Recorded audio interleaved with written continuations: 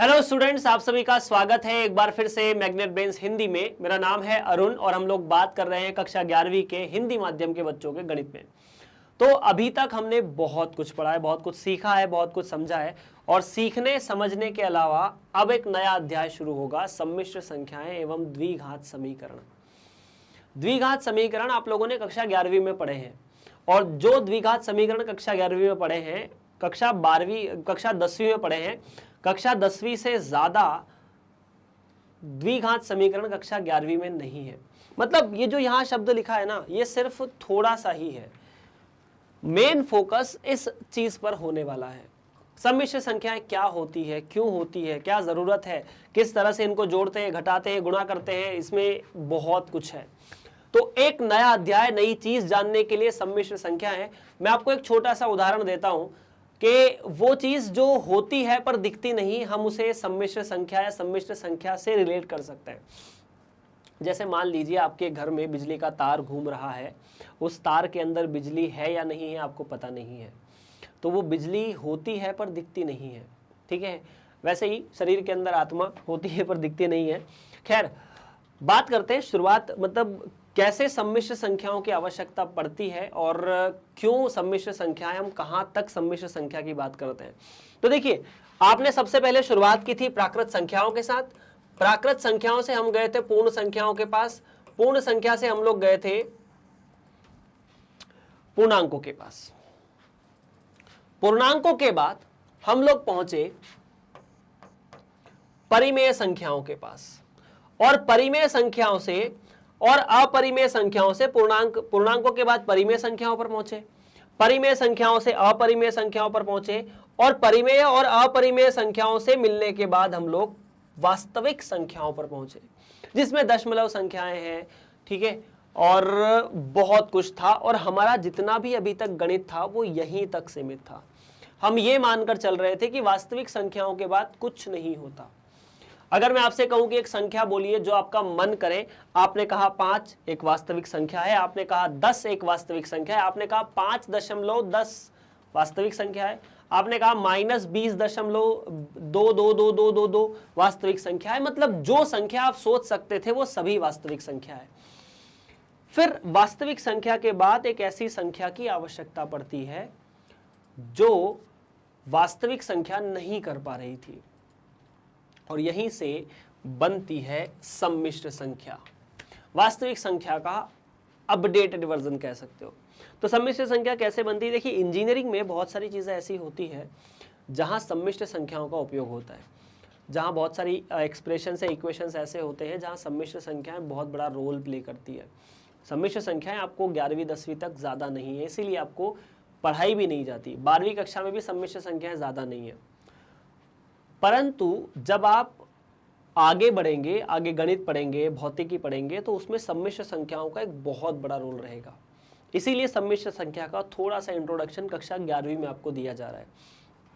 अब देखिए, मैं इसको हल करने या इसको समझने की सबसे पहले अपन शुरुआत करते हैं कि इसकी जरूरत कैसे पड़ी और क्यों पड़ी। जैसे मान लीजिए मैंने आपसे कहा कि एक संख्या है x बराबर 4, तो ये x बराबर 4 प्राकृत संख्या की मदद से हल होने वाला समीकरण है। या फिर मैं एक समीकरण बनाता हूं 1 बाय 1, आपको समझ में बहुत कुछ आ जाएगा इन समीकरणों से। मैंने कहा कि एक सवाल है, इस सवाल में सबसे पहला मतलब है, सवाल ऐसा है कि एक x है जिसमें 10 या घटाने पर 0 होता है, तो आपने कहा x बराबर 10 और इसका जो हल है वो एक प्राकृत संख्या है। मतलब इस तरह के समीकरण को हल करने के लिए प्राकृत संख्याएं पूर्ण थी। दूसरा समीकरण हमने बनाया कि x गुणा x प्लस या x माइनस 2 बराबर 0। तो इसके दो मूल आए, है ना। एक तो x बराबर 0 आया और दूसरा x बराबर 2 आया। जब x बराबर 0 आया तो हम अटक गए, क्योंकि हमको तो प्राकृत संख्या ही पता थी। फिर हमने पूर्ण संख्याओं का इजाद किया कि ऐसी भी संख्या है जो पूर्ण संख्या है, जो जिसमें 0 भी इंक्लूड है। मतलब इस तरह के समीकरण को हल करने के लिए प्राकृत संख्याएं पूर्ण नहीं थी, ठीक है ना। इसीलिए हम पूर्ण संख्याओं को लेकर आए। फिर हमारे पास बहुत से समीकरण ऐसे भी आ गए कि यार x प्लस 1 और x माइनस 2 बराबर 0। तो इस तरह के समीकरण के दो मूल आए, कौन कौन से? x बराबर -1 और 2। तो पूर्ण संख्या थी, लेकिन -1 पूर्ण संख्या नहीं थी, मतलब पूर्ण संख्याओं से इस तरह के समीकरण हल नहीं हो सकते। तो इस तरह के समीकरण को हल करने के लिए हम z लेकर आए, इंटीजर लेकर आए, है ना, पूर्णांक लेकर आए। तो जैसे जैसे समीकरणों का लेवल बढ़ता गया, सवाल बढ़ते गए। ठीक है, उसके बाद क्या हुआ?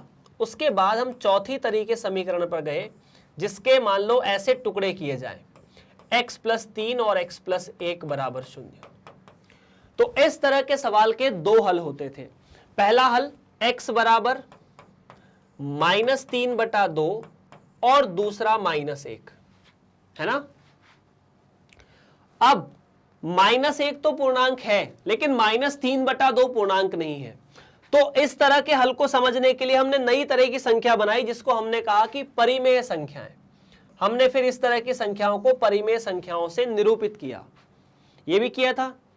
उसके बाद पांचवा केस यह हुआ कि सर परिमेय संख्याएं भी पूर्ण नहीं थी। अगर मैं इस समीकरण के हल के बारे में बात करता हूं, तो शायद यह समीकरण बिना परिमेय संख्याओं के हल नहीं होता, या सिर्फ परिमेय संख्याओं से हल नहीं होता। यह जो समीकरण है, इसको हल करने के लिए आपको अपरिमेय संख्याओं की आवश्यकता भी पड़ी।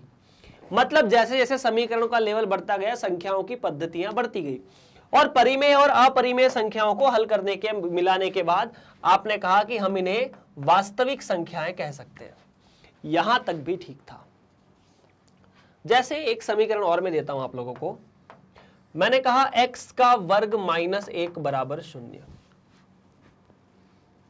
तो आप कहोगे यहां से x के दो मान आएंगे, x बराबर 1 और -1, दो ही मान है।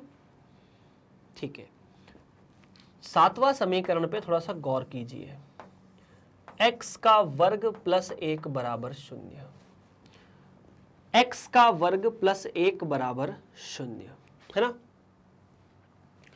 मैं कहता हूं कि अगर एक द्विघात समीकरण है, तो उस द्विघात समीकरण के दो मूल होने चाहिए। इसमें अगर आप किसी भी वास्तविक संख्या के बारे में सोचिए, किसी भी वास्तविक संख्या का जो वर्ग होता है वो सदैव अऋणात्मक होता है। उसमें आप एक जोड़, अऋणात्मक मतलब 0 या 0 से बड़ा होता है। अगर आप उसमें एक जोड़ेंगे, किसी अऋणात्मक संख्या में अगर आपने एक जोड़ा, अगर किसी अऋणात्मक संख्या में आपने एक जोड़ा, तो संख्या हमेशा धनात्मक आएगी।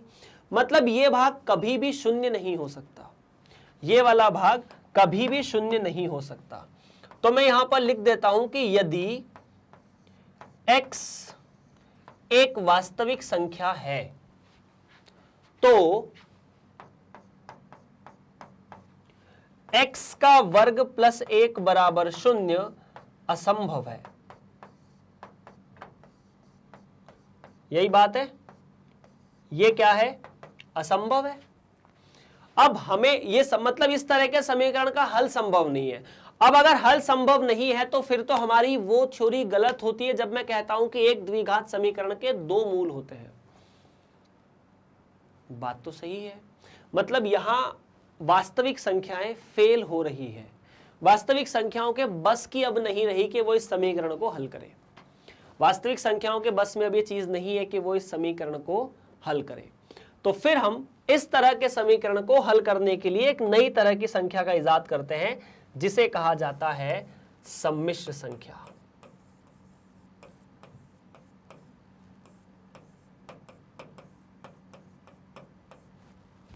सम्मिश्र संख्या मतलब ऐसी संख्या जो वास्तविक संख्याओं से थोड़ी अलग है। अब इसे समझने की कोशिश करते हैं एक छोटा सा द्विघात समीकरण हल करते हुए। क्या आप लोग समझ चुके हैं कि हमें सम्मिश्र संख्याओं की जरूरत क्यों है? क्योंकि ऐसे बहुत से समीकरण हैं, द्विघात हुए, त्रिघात हुए, जहां पर वास्तविक संख्याएं हाथ खड़े कर देगी। वो बोले यार हमसे नहीं हो पाएगा। क्यों नहीं हो पाएगा? क्योंकि वास्तविक संख्याएं इस तरह के समीकरण को हल करना या नहीं कर पाएगी, क्योंकि किसी भी संख्या का वर्ग सदैव अऋणात्मक होता है ना। जो भी वास्तविक संख्या हो, किसी भी वास्तविक संख्या का वर्ग सदैव अऋणात्मक होता है, उसमें एक जोड़ोगे तो वो धनात्मक चीज आएगी। फिर हमने मान लीजिए एक दूसरा उदाहरण अपन करते हैं, x का वर्ग प्लस x प्लस 1 बराबर 0। यह एक द्विघात समीकरण है। इस समीकरण के दो मूल होने चाहिए आपके हिसाब से, ठीक है। तो सबसे पहले अपन इसको हल करने जा रहे हैं श्रीधराचार्य विधि से।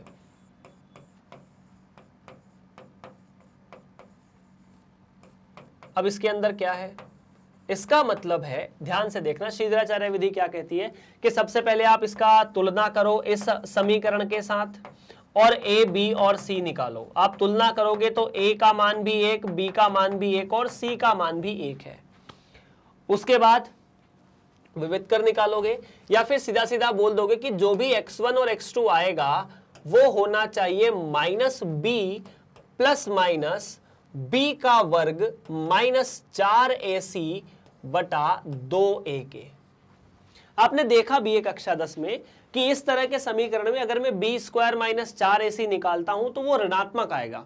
फिर आपने बोला था कि अगर b स्क्वायर माइनस 4ac अगर ऋणात्मक है तो समीकरण के कोई वास्तविक मूल नहीं है। वहां पर बच्चे गलती ये भी करते थे, वो बोलते थे कि सर समीकरण का कोई मूल नहीं है। नहीं, समीकरण का कोई वास्तविक मूल नहीं है। आप अगर b स्क्वायर माइनस 4ac निकालोगे तो वो कितना आएगा, 1 का वर्ग माइनस 4 गुणा 1 गुणा 1, तो ये तो 1 माइनस 4 मतलब माइनस 3, और माइनस 3 चूंकि ऋणात्मक है, इसे आप d भी कहते थे, और d ऋणात्मक है, इसका मतलब कोई वास्तविक मूल नहीं है। मतलब ऐसी कोई वास्तविक संख्या नहीं है जो इस समीकरण को सेटिस्फाई कर पाए, ऐसा कुछ। तो इस समीकरण का कोई वास्तविक मूल नहीं है। अब देखो, माइनस बी प्लस माइनस अगर हम मूल निकालने जाएंगे तो सोचने वाली बात है कि यार इसके दो मूल होने चाहिए, कोई वास्तविक मूल नहीं है, तो फिर कैसे मूल है? तो मूल होंगे सम्मिश्र। इसीलिए यहां पर सम्मिश्र संख्याओं के बारे में हम बात कर रहे हैं।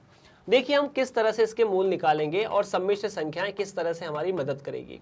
माइनस बी मतलब माइनस 1, प्लस माइनस b का वर्ग मतलब 1 का वर्ग, माइनस 4 गुणा 1 गुणा 1 बटा 2 गुणा 1, तो x1 comma x2, minus 1 plus minus, ये तो 1 माइनस 4, 2 से भाग दे दो, minus 1 plus minus minus root 3 बटा 2।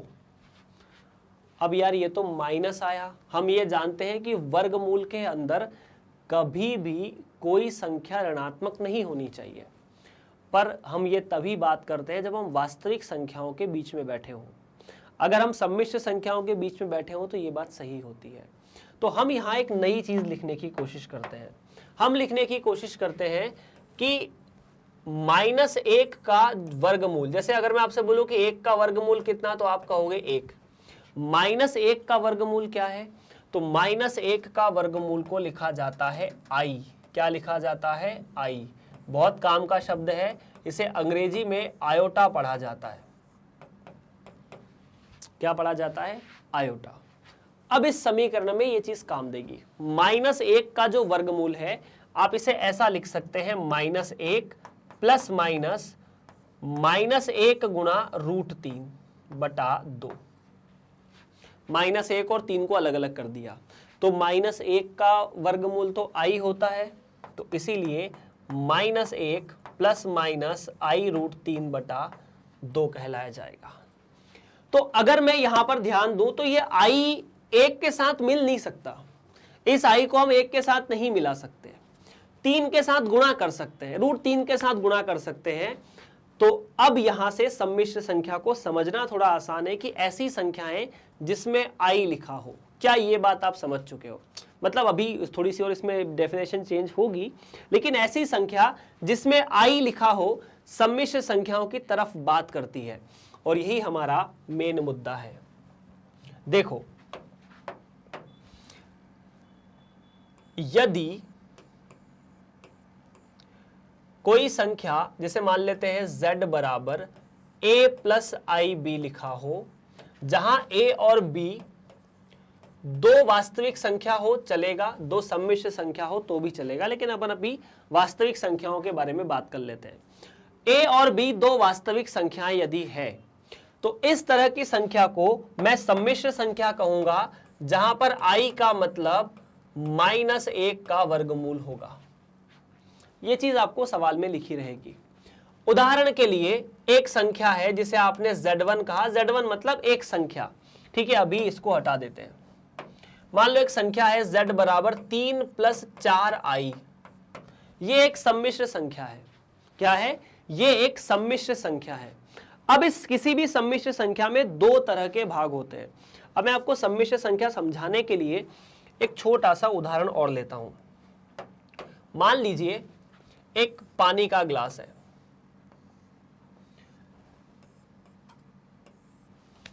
इस पानी के ग्लास में यहां तक पानी भरा हुआ है। अब मुझे एक बात बताइए, इस ग्लास का आयतन कितना है? तो आप तो कहोगे सर, मान लो ये 200 ग्राम का ग्लास है, तो आप कहोगे सर 200 ग्राम है ना। लेकिन इसमें जो पानी भरा है वो 100 ग्राम तक ही है। तो आप कहोगे सर, कोई बोलेगा सर हमारे काम का तो 100 ग्राम पानी ही है, भले ही ग्लास 200 ग्राम का है। कोई बोलेगा कि नहीं सर ये 200 ग्राम का ग्लास है पूरा का पूरा। यही बोलेगा ना कि सर 200 ग्राम का, इसका ग्लास का आयतन तो 200 ग्राम का है, पानी नहीं होगा तो बाद में भर जाएगा। तो देखो, भले ये ग्लास 200 ग्राम का है, इस 200 ग्राम के ग्लास के दो अलग अलग भाग हैं। एक वो भाग जिसमें पानी भरा है, दूसरा ऊपर वाला भाग जिसमें पानी नहीं भरा है। हमारे लिए दोनों काम के हैं। तो इस 200 ग्राम के ग्लास को सीधा सीधा ऐसे नहीं कहा जा सकता कि 200 ग्राम का ग्लास तो है, या 200 ग्राम नहीं, सॉरी 200 मिलीलीटर। थोड़ी सी यहाँ पर भी मिस्टेक, वैसे ग्राम को मिलीलीटर में कन्वर्ट कर सकते हैं ना। 200 मिलीलीटर पानी है। 200 मिलीलीटर पानी में 100 मिलीलीटर, तो मतलब 200 मिलीलीटर के ग्लास में 100 मिलीलीटर पानी है और 100 नहीं है। तो मैं इसको कह सकता हूं कि 200 मिलीलीटर का ग्लास है, इसके अंदर 100 मिलीलीटर पानी है और 100 नहीं है। उसी तरह इस सम्मिश्र संख्या को भी निरूपित किया जा सकता है। सम्मिश्र संख्या को लिख सकते हैं कि इस सम्मिश्र संख्या के दो भाग हैं। एक तो है वास्तविक, दूसरा है काल्पनिक। इस भाग को कहा जाता है वास्तविक। क्या कहा जाता है? वास्तविक भाग। और इस भाग को कहा जाता है काल्पनिक भाग। तो काल्पनिक भाग में आई को हटाने के बाद जो बचता है वो पूरा का पूरा काल्पनिक भाग है। एक तो होता है वास्तविक भाग, दूसरा होता है काल्पनिक भाग। किसी भी सम्मिश्र संख्या के दो भाग होते हैं। सिर्फ वास्तविक भाग होगा तो भी चलेगा, सिर्फ काल्पनिक भाग होगा तो भी चलेगा, सिर्फ या दोनों होंगे तो भी चलेगा। जैसे इस ग्लास के अंदर अगर ग्लास खाली होगा तो भी ये ग्लास है, ग्लास के अंदर आधा पानी होगा तो भी ग्लास है, पूरा पानी है तो भी ग्लास है। तो वास्तविक भाग को अंग्रेजी में रियल कहा जाता है। रियल का मतलब रियल पार्ट, वास्तविक। काल्पनिक का मतलब इमेजिनरी पार्ट। तो यार हमारे पास वास्तविक भाग भी है, इमेजिनरी पार्ट भी है। तो सम्मिश्र संख्या के वास्तविक भाग को ऐसा लिखा जाता है रियल, RE, किसका? इस Z का। तो रियल Z, जिसका मतलब होता है 3। और अगर यहां पर इमेजिनरी भाग को लिखा जाएगा तो हम कहेंगे IM Z, जिसका मतलब होगा 4। इस सम्मिश्र संख्या के दो भाग हैं। पहला रियल भाग, वास्तविक भाग, जिसका मान 3 है। दूसरा काल्पनिक भाग, जिसका मान 4 है। इस तरह से सम्मिश्र संख्या वास्तविक भाग और काल्पनिक भाग से मिलकर बनाई जाती है। तो मोटा मोटा अगर कंक्लूड करना चाहें अपन, तो किसी भी सम्मिश्र संख्या को हम a + IB के रूप में लिख सकते हैं, जहां a और b दो वास्तविक संख्या है। और जरूरी नहीं है a और b वास्तविक संख्या हो ना, अगर ये सम्मिश्र होगी तो भी हो जाएगा, लेकिन अभी अपन समझने के लिए इसको वास्तविक बोल रहे हैं। और i जो है उसका मतलब -1 का वर्गमूल है। क्या इतनी बात ठीक है? अब अगर इतना ठीक है तो अपन आगे बढ़ते हैं।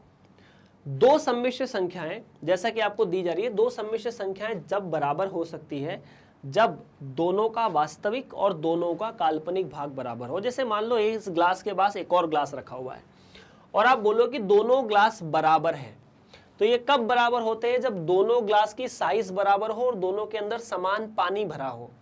तो मैं कह सकता हूं कि किसी भी सम्मिश्र संख्या के यदि वास्तविक दोनों भाग और काल्पनिक भाग बराबर हो तो सम्मिश्र संख्या बराबर होती है। क्या ये बात ठीक है? चलिए आगे बढ़ के देखते हैं क्या लिखा जाता है। यही बात थी सम्मिश्र संख्याओं के बारे में, सम्मिश्र संख्याओं के इंट्रोडक्शन के बारे में। तो मुद्दे की बात ऐसी है कि ऐसी कोई संख्या जो a प्लस आई बी के रूप में लिखी जाए, जहां a और b दो वास्तविक संख्या हो और i जो हो वो -1 का वर्गमूल हो, हम सम्मिश्र संख्या कहते हैं। ठीक है। और दूसरी बात मैंने आपको ये बताई कि अगर मान लीजिए एक सम्मिश्र संख्या है a plus i b c plus i d के बराबर है, यदि ऐसा बोला जाए तो, जहां पर a, b, c और d सारे के सारे वास्तविक संख्या हैं, तब ये तभी बराबर हो सकते हैं, दो सम्मिश्र संख्याएं तभी बराबर हो सकती है जब उनका वास्तविक और उनका काल्पनिक भाग बराबर हो। मतलब ये दोनों आपस में बराबर और ये दोनों आपस में बराबर, वास्तविक वास्तविक के साथ और काल्पनिक काल्पनिक के साथ, दोनों बराबर होने चाहिए। चलिए इस पे कुछ सवाल करते हैं, बिना प्रश्नों की मदद से तो हम आगे बढ़ेंगे नहीं।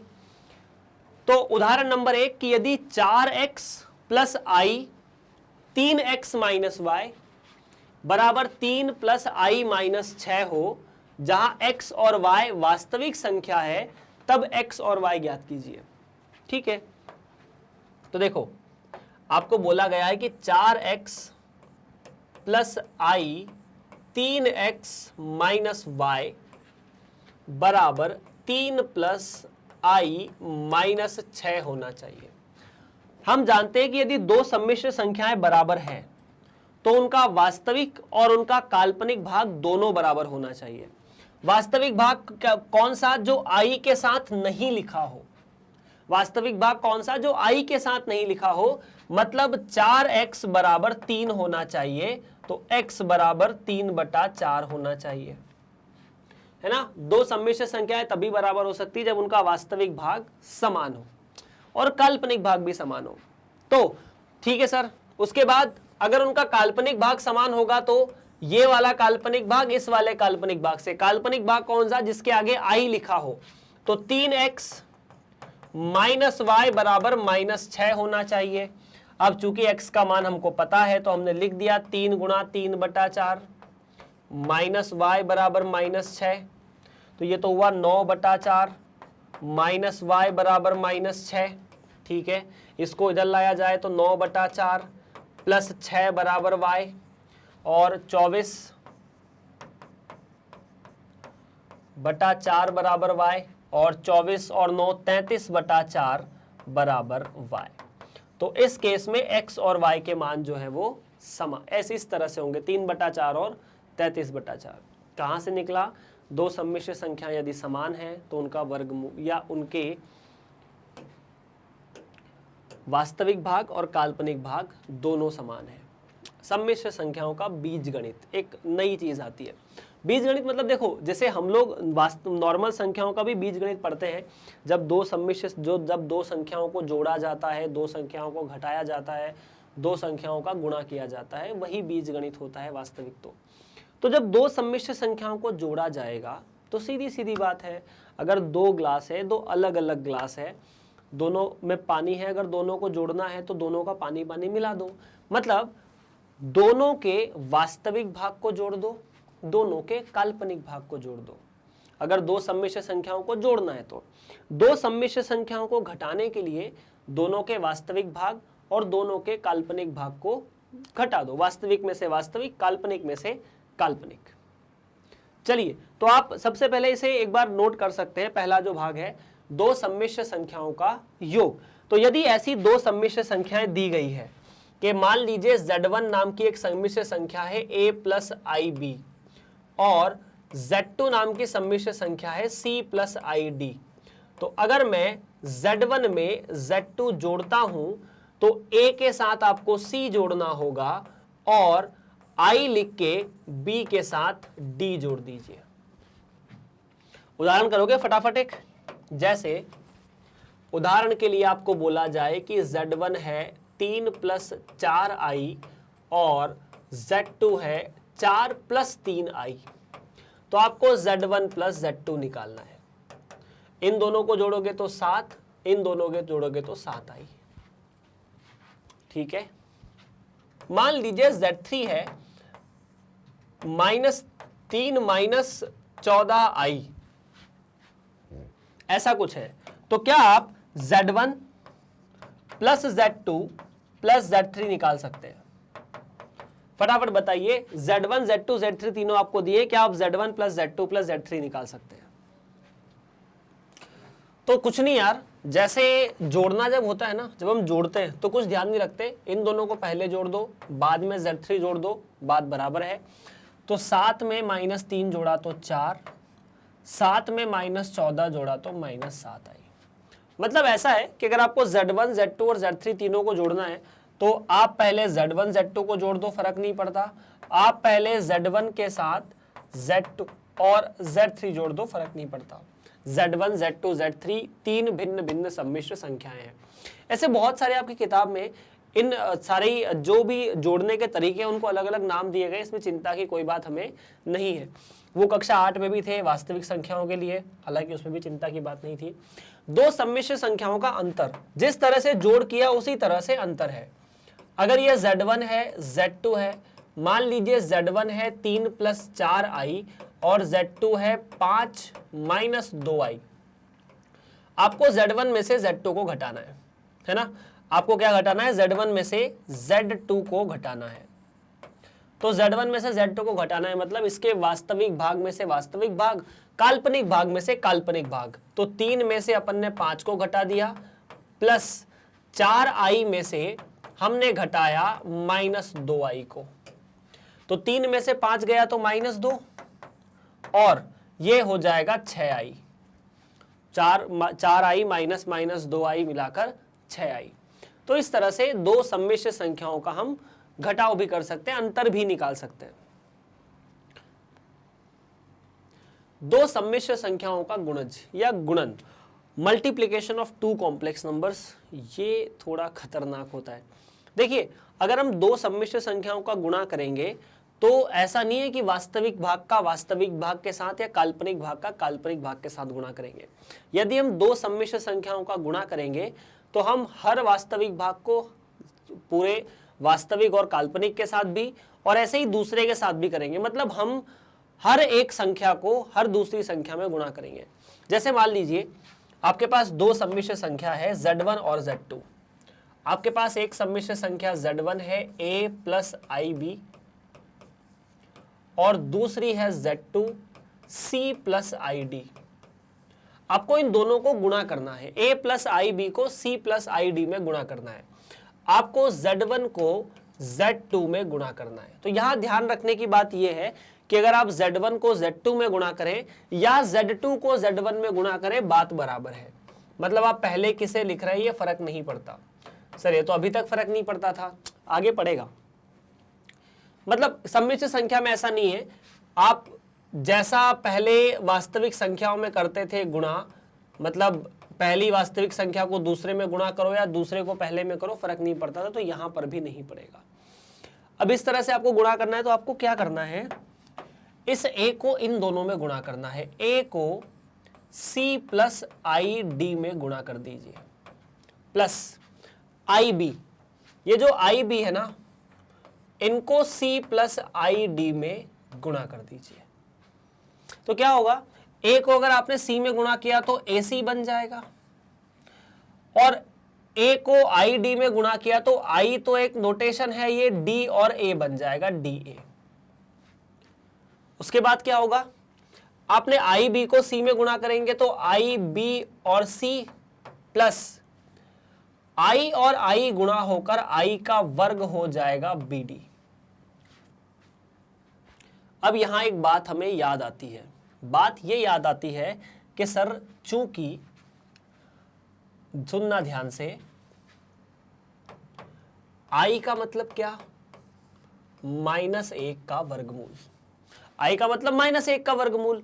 अगर आप i का वर्ग निकालने जाते हैं, अगर आप i का वर्ग करेंगे तो -1 का वर्गमूल में से वर्गमूल हट जाएगा, तो i का वर्ग तो -1 होना चाहिए, इसीलिए i के वर्ग की जगह -1 लिखा जाएगा। तो ये तो AC होगा, i आप चाहे तो DA और BC को बाहर कर दें -BD।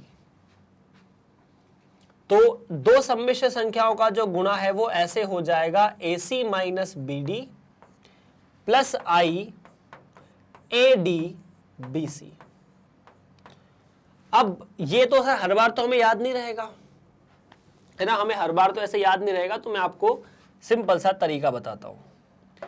पहले पहले आप दोनों वास्तविक संख्याओं का गुणा कर दीजिए, दोनों वास्तविक भाग, और फिर दोनों काल्पनिक भाग का गुणा करके उसमें से घटा दीजिए। जैसे उदाहरण के लिए मान लीजिए अपन एक छोटा सा उदाहरण लेते हैं, Z1 बराबर 2 प्लस 3i और Z2 बराबर 5 प्लस 4i। दो सम्मिश्र संख्या है, आपको Z1 गुणा Z2 निकालने का बोला है। तो आप क्या करेंगे, अगर आपको Z1 गुणा Z2 निकालने का बोला जाए तो आप पहले दोनों वास्तविक भाग को गुणा करके उसमें से दोनों काल्पनिक भाग का गुणा घटा दीजिए। इन दोनों का वास्तविक भाग कितना, 2 गुणा 5, माइनस क्या करना है, दोनों के काल्पनिक भाग का गुणा, मतलब 4 गुणा 3, प्लस करना है, आई लिखना है। अब इसका वास्तविक, इसका काल्पनिक, पहली वाली का काल्पनिक, दूसरी वाली का वास्तविक, मतलब 2 का 4 में गुणा प्लस 3 का 5 में गुणा। पहली का वास्तविक, दूसरे का काल्पनिक, पहले का काल्पनिक, दूसरे का वास्तविक, दोनों को जोड़ देना है। तो यार ये तो हुआ 5 दूनी 10 माइनस 2 माइनस 2 प्लस आई, 2 दूनी 4, 5 3 2 चौक 8 और 5 3 15 23। तो आपका जवाब आया -2 प्लस आई 23। याद रखने का तरीका ये, समझने का तरीका ये था। तो कैसे याद रखना है या करना, हल कैसे करना है कि दोनों का सबसे पहले वास्तविक भाग का गुणा, फिर दोनों के काल्पनिक भाग का गुणा, और वास्तविक का करके काल्पनिक कर करके दोनों को घटा देना है। उसके बाद दोनों का वास्तविक भाग, ये वाला भाग हो चुका, दोनों के गुणा का वास्तविक भाग ये रहा। मतलब सम्मिश्र संख्या दोनों, जब दो सम्मिश्र संख्याओं को गुणा करोगे तो आपको सम्मिश्र संख्या मिलेगी। जो सम्मिश्र संख्या मिलेगी उसका वास्तविक भाग इस तरह से निकाला जाएगा। ठीक है, कैसे निकाला जाएगा, दोनों के वास्तविक भाग को गुणा करके माइनस दोनों का काल्पनिक भाग प्लस, अब इस सम्मिश्र संख्या का काल्पनिक भाग क्या होगा, तो पहली वाली का वास्तविक भाग दूसरी वाली के काल्पनिक भाग से गुणा होगा, और साथ ही साथ पहली वाली का काल्पनिक दूसरी वाली के वास्तविक से गुणा होकर आई लग जाएगा। यह है दो सम्मिश्र संख्याओं का गुणा। अब जब आप गुणा करेंगे तो वास्तव में आपके साथ थोड़ी सी समस्या ये होगी कि मतलब जब कैलकुलेशन आएंगे तो आप थोड़े सा प्लस माइनस वाली चीजों में उलझेंगे। जैसे अपन इसको क्लियर करके एक छोटा सा उदाहरण और कर लेते हैं। मान लीजिए Z1 दिया है 3 माइनस 4i और Z2 दिया है -2 प्लस i, ऐसा दिया है। अब आपको Z1 गुणा Z2 करना है। तो करना क्या है, कुछ नहीं करना, आप Z1 Z2 को यहां लिख लो एक बार ऐसे, 3 माइनस 4i और -2 प्लस i। क्या करेंगे, सबसे पहले दोनों का वास्तविक भाग, तो 3 दुना -2 या 3 -2, माइनस लगाया, माइनस लगाना है दोनों के वास्तविक भाग के बाद, 4 और यहां कुछ नहीं है तो 1 तो है, तो -4 गुणा 1 प्लस आई लगाना है, इस 3 को इसमें गुणा करना है, तो 3 गुणा 1 प्लस -2 को 4 में, तो -2 गुणा -4।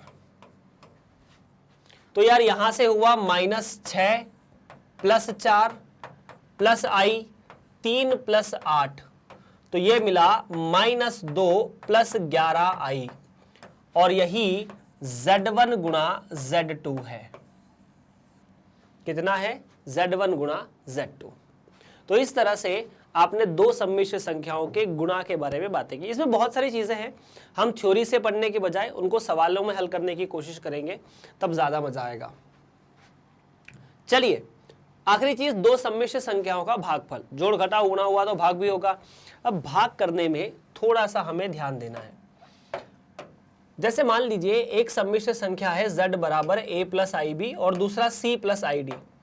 Z1 बराबर a plus i B, Z2 बराबर c प्लस आई डी।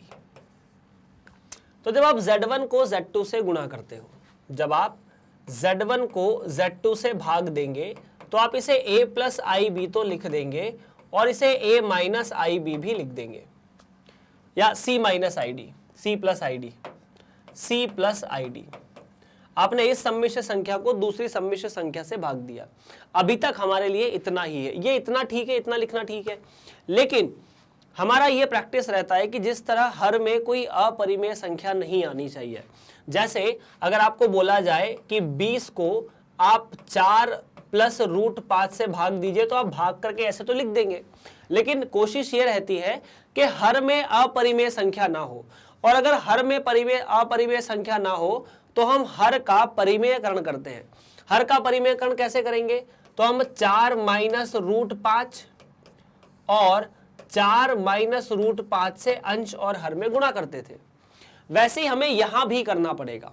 जो सम्मिश्र संख्या हर में लिखी है उसको एक दूसरी सम्मिश्र संख्या से गुणा करना पड़ेगा। उसका एक नया नाम भी है, आइए जानते हैं, अगर इतना समझ चुके हो तो। आई की घात, ओ ये बड़ा टॉपिक है, बहुत बढ़िया टॉपिक है। आई की घात के बारे में आपका क्या ख्याल है, पहले तो ये देखा जाए। देखिए आई का मतलब -1 का वर्गमूल है ना। अपन बहुत बढ़िया चीज पढ़ने वाले हैं अभी, ये आपको बहुत काम देगा। आई का मतलब -1 का वर्गमूल। ये आई की घात 1 भी यही है, आई बोलो या आई की घात 1 बोलो।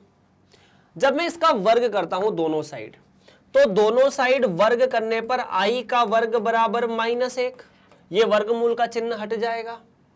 ठीक है, ये पहली चीज मिली, ये दूसरी मिली। तीसरे के बारे में बात करते हैं, आई की घात 3। तो आई की घात 3 को ऐसे लिख सकते हैं क्या? आई का वर्ग गुणा आई।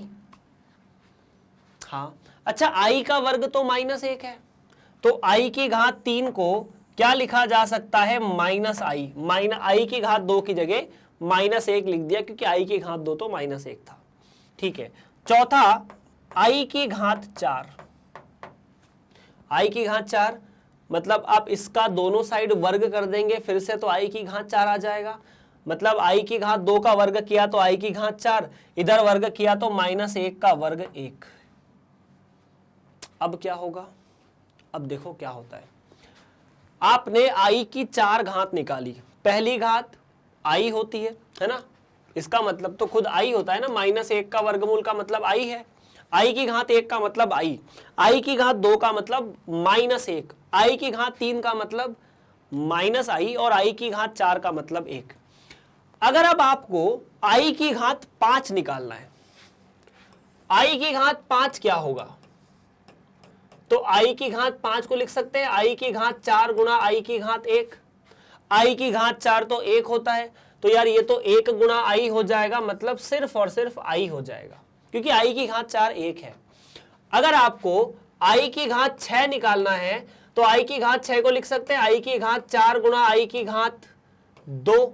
आई की घात 4 तो 1 है, आई की घात 2 -1 है, दोनों का गुणा -1। सही है। आई की घात 7, आई की घात 4 गुणा आई की घात 3। तो आई की घात 4 तो 1 है, तो ये आई की घात 3 के बराबर होगा, और आई की घात 3 माइनस आई के बराबर है। उसी तरह अगर आई की घात 8 निकालने जाओगे, तो आई की घात 8 तो कुछ नहीं, आई की घात 4 का वर्ग लिखा जा सकता है, और भाई साहब ये तो 1 है, तो ये फिर से 1 है। तो सीधी सीधी बात ऐसी है कि आई की घात 5, आई की घात 6, आई की घात 7 और आई की घात 8 चारों वैसे ही आए जैसे आई की घात 1, आई की घात 2, आई की घात 3 और आई की घात 4 आए थे। तो यहां सोचने वाली बात यह भी है कि जैसे जैसे हम आई की घात बढ़ाते चले जाएंगे वही मान आएगा जो पहले आ रहा है, पहले 4 में आ रहा है। अब देखो, सोचने की कोशिश करो, जैसे मान लो आपको कोई बोले कि आई की घात 99 निकाल के बताइए, तो आप इसे ऐसे नहीं लिख सकते क्या कि आई की घात 96 गुणा आई की घात 3।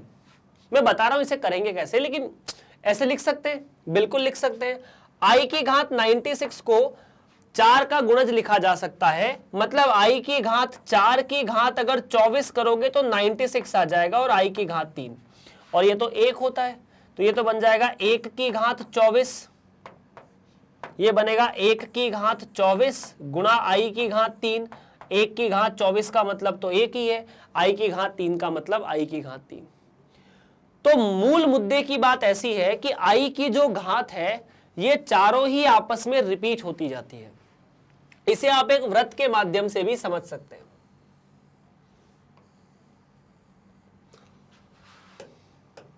वृत्त में आपको इस दिशा में आगे बढ़ते रहना है। ये घात 1 के लिए सही है, ये 2 के लिए, ये 3 के लिए और ये 4 के लिए। घात 1 लिखा हो अगर तो आई लिखा जाएगा, है ना। अगर घात 1 आएगा तो इसका मतलब आई है, ठीक है। अगर घात 2 आएगा तो -1 है, अगर घात 3 आएगा तो -i है, और घात 4 आया तो मिलेगा 1, सिर्फ और सिर्फ 1, ठीक है। तो आई की घात 1 आई की घात 2 -1, आई की घात 3 -i, आई की घात 4 1, आई की घात 5, आई की घात 6, आई की घात 7, आई की घात 8, घात 9, घात 10, घात 11, घात 12, घात 13, घात 14, घात 15, घात 16, घात 17, घात 18, घात 19, घात 20। इस तरह ये चक्र चलता चला जाएगा। खैर, इस चक्र के अलावा भी हमें घात निकालना, मतलब अगर कोई आई की कोई सी भी घात बोले तो हम निकाल सकते हैं। वो कैसे? बड़ा सिंपल है। जैसे मान लो आपको आई की घात बोला जाए कि आई की घात p है, पता कीजिए ये कितना होगा। जो भी आएगा वो इन चारों में से कुछ आएगा, या तो i आएगा, -1 आएगा, -i आएगा या 1 आएगा।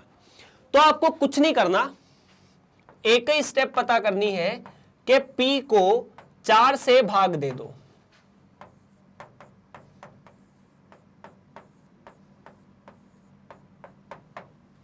और ये मत पता करो कि भागफल क्या है, ये पता करो कि शेषफल कितना है।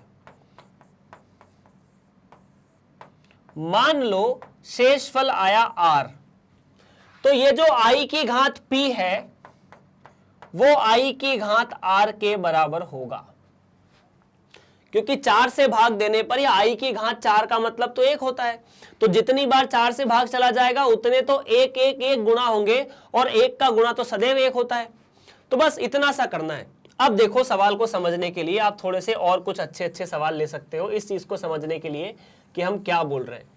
मान लीजिए आपको बोला जाए कि आई की घात 10,000 निकालना है। आई की घात मान लीजिए आपको निकालना है 67 63, ये निकालिए क्या होगी। तो किसी भी संख्या को आपको, मतलब ये जो संख्या है ना 67 63, इसको 4 से भाग देना है। बस किससे भाग देना है? 4 से। और आपको यह पता नहीं करना कि भागफल क्या है, आपको यह पता करना है कि शेषफल क्या है। और एक छोटी सी ट्रिक बताता हूं मैं।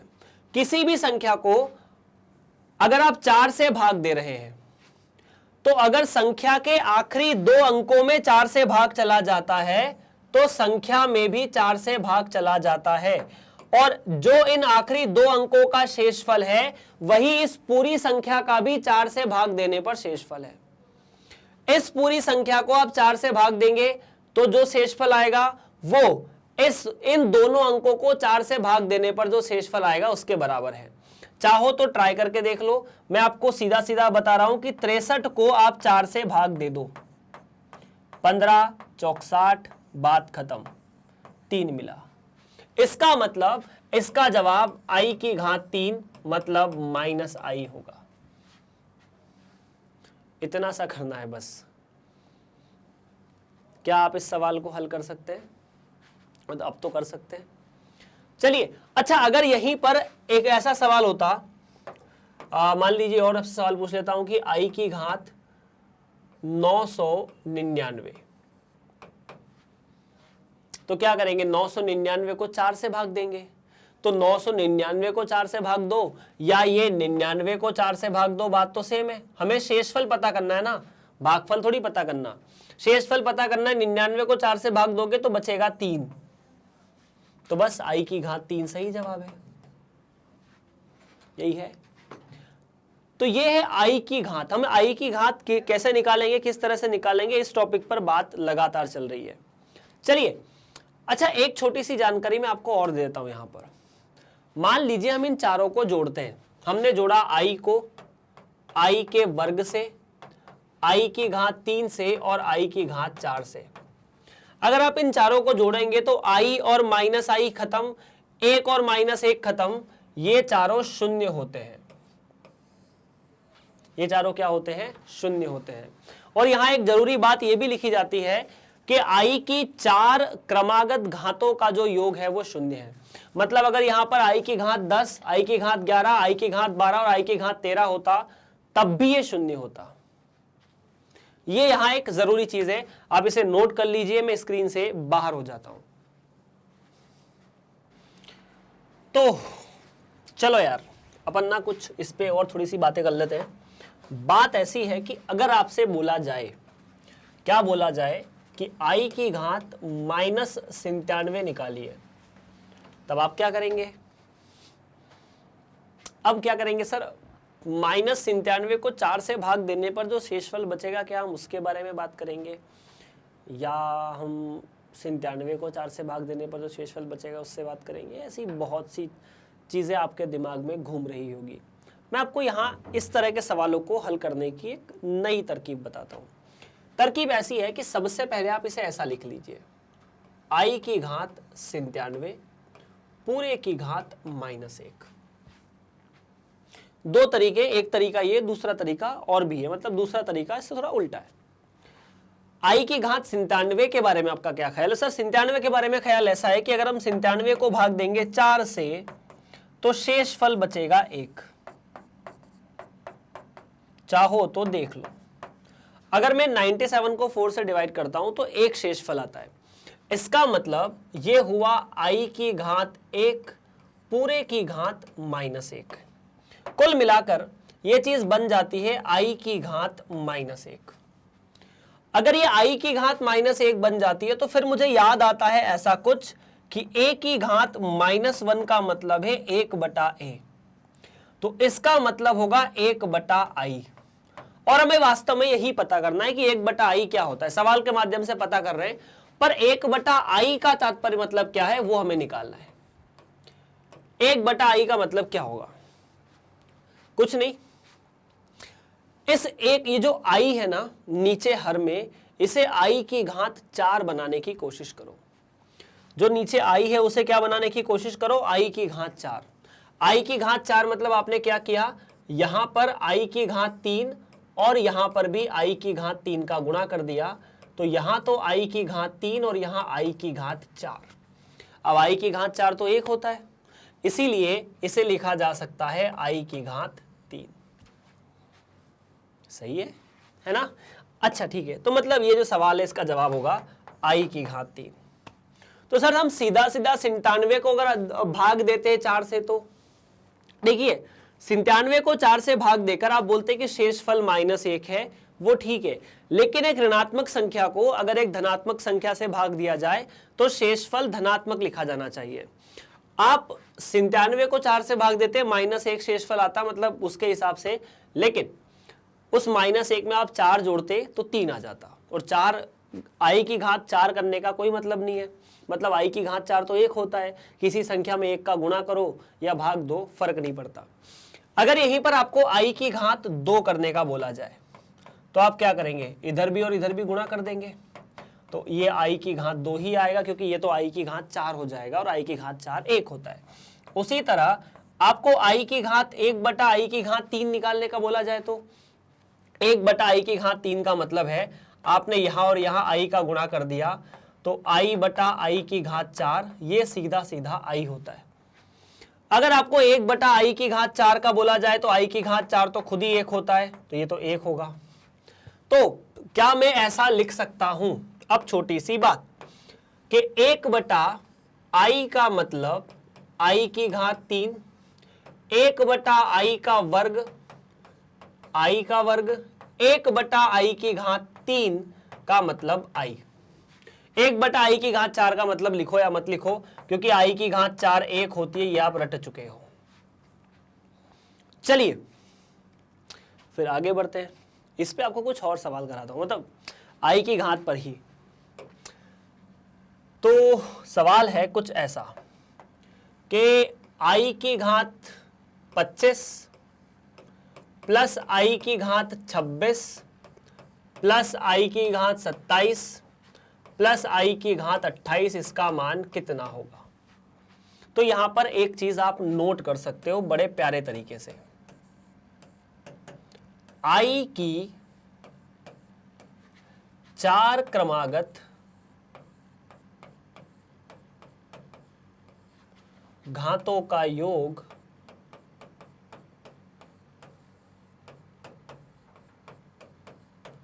शून्य होता है। कितना होता है? शून्य। अगर i की 4 क्रमागत घातें बोली जाए, क्रमागत मतलब 25, 26, 27, 28, चारों घात है, तो जवाब शून्य। कुछ नहीं देखना। क्यों? क्योंकि i की घात 25 को 4 से भाग दे दो। पहले 25 को 4 से भाग दिया, 25 को 4 से भाग दिया तो सर 1 मिला, मतलब ये i की घात 1 है। ये i की घात 2 हो जाएगा। 26 को 4 से भाग दिया, शेषफल 2। ये i की घात 3 और ये i की घात 4, तो ये बन गए वास्तव में i की घात 1 प्लस i की घात 2 प्लस i की घात 3 प्लस i की घात 4, और इन चारों का योग शून्य होता है। चलिए, तो अगर कोई ऐसा बोले कि i की घात 1, i की घात 2, i की घात 3, i की घात 4, ऐसे लेकर i की घात 99 तक क्या योग आएगा? ये योग कितना होगा? तो देखो, पहले 4 मिलके 0, तो 1 से लेके 4 मिलके 0, उसके बाद 5, 6, 7, 8 0, 9, 10, 11, 12 इन सभी का सम फिर से 0, 13, 14, 15, 16 इन सभी का सम फिर से 0। मतलब जो 4-4 के पेयर बनेंगे, 4-4 के ग्रुप बनेंगे, उन सभी का योग शून्य हो जाएगा। तो ऐसा कहां तक हो सकता है? तो सर ऐसा 96 तक हो सकता है। देख लो, मतलब जो 4 का पहाड़ा बोलो, 4 के पहाड़े में 99 जहां तक आ रहा हो, 96 है, तो 96 तक सभी 0 हो जाएंगे। 96, उसके पहले वाला 95, 94 और 93, ये सभी मिलके 0। तो वास्तव में आपके पास यहां बच जाएगा i की घात 97, i की घात 98 और i की घात 99। बाकी तो सब 0 हो चुके हैं। बाकी क्या हो चुके हैं? 0 हो चुके हैं। अब ये आंसर है क्या फाइनल? नहीं, फाइनल आंसर ये, इसको सरल भी कर सकते हो। i की घात 97 को अगर 97 को 4 से भाग दिया जाएगा तो एक शेषफल है, मतलब ये तो वास्तव में i की घात 1 है। 98 को अगर 4 से भाग दोगे तो 2 शेषफल है, मतलब ये वास्तव में i की घात 2 है। 99 को 4 से भाग दोगे तो i की घात 3, मतलब 3 शेषफल आएगा, तो ये वास्तव में i की घात 3 है। तो क्या ये भी जवाब है? ये भी जवाब है, लेकिन जवाब को और बढ़िया तरीके से लिखा जा सकता है। चूंकि i प्लस i का वर्ग प्लस i की घात 3 प्लस i की घात 4 बराबर 0 होता है, इसीलिए i प्लस i का वर्ग प्लस i की घात 3, इसका जवाब i की घात 4 का ऋणात्मक होगा। इसे यहां भेज दो। तो इन तीनों का योग तो ये है, मतलब सवाल में ये माइनस i की घात 4 होना चाहिए। और माइनस i की घात 4 का दूसरा मतलब है, i की घात 4 का मतलब तो 1 है, तो ये -1 है। मतलब इस पूरे सम का योग कितना है? -1। अब देख लो, ये सारे के सारे सम्मिश्र संख्याएं थी। हाँ, i जो है अपने आप में एक सम्मिश्र संख्या है ना। i को मैं ऐसा लिख सकता हूं, 0 + 1 × i, मतलब i का वास्तविक भाग 0 है और काल्पनिक भाग 1 है। आई को काल्पनिक भाग में नहीं जोड़ते हैं।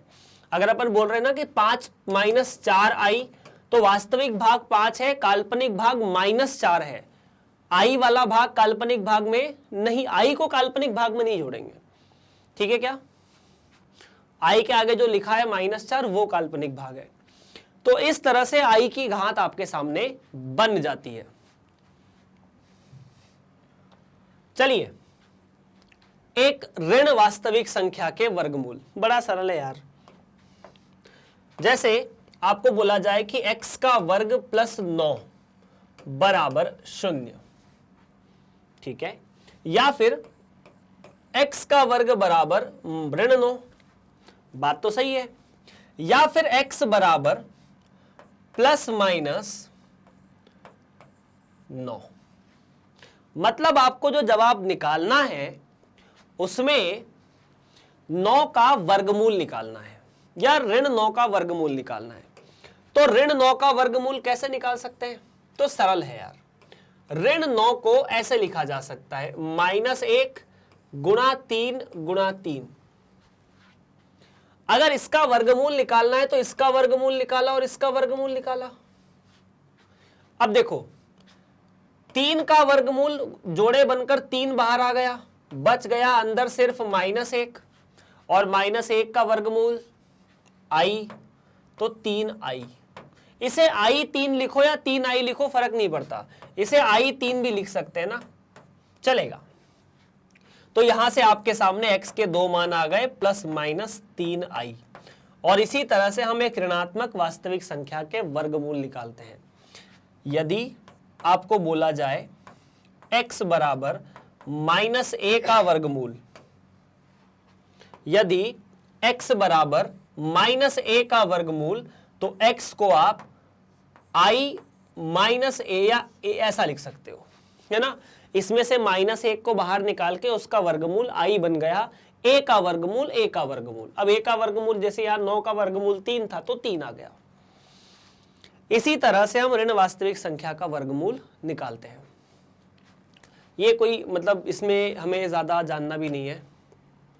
चलिए, कुछ आइडेंटिटीज़ हैं, मतलब कुछ तत्समक जो आप पढ़ते हो कक्षा 10 में, वही के वही आपको यहाँ पर भी पढ़ना है, ज़्यादा समस्या की बात नहीं है। आप वास्तविक संख्या के बारे में जो पढ़ते हैं वही आप काल्पनिक संख्या के बारे में भी पढ़ेंगे। वास्तविक संख्याओं के बारे में आप जो पढ़ते हो, ठीक है। वास्तविक संख्या में आपने क्या क्या आइडेंटिटीज पढ़ी है, एक बार बता सकते हो क्या? सर हमने a प्लस बी का वर्ग पढ़ा था। a प्लस बी का वर्ग होता है a का वर्ग 2ab प्लस b का वर्ग, है ना। उसके बाद a माइनस बी का वर्ग पढ़ा था, वो होता था a का वर्ग माइनस 2ab प्लस b का वर्ग। और उसके बाद a प्लस b की घात 3, तो ये होता था a की घात 3 प्लस 3a का वर्ग b प्लस 3ab का वर्ग प्लस b की घात 3। उसके बाद a माइनस b की घात 3 पढ़ा था, वो होता था a की घात 3 माइनस 3a का वर्ग b प्लस 3ab का वर्ग माइनस b की घात 3। ये आपने पढ़ा था कक्षा 6ठी 7वीं 8वीं 9वीं 10वीं तक। अब अगर यहां पर दो वास्तविक संख्याएं आ जाती हैं, वास्तविक संख्याएं मतलब इसी को अगर मैं काल्पनिक संख्याओं के रूप में या सम्मिश्र संख्याओं के रूप में लिखना चाहता हूं, अगर इसी को मुझे सम्मिश्र संख्याओं के रूप में लिखना है,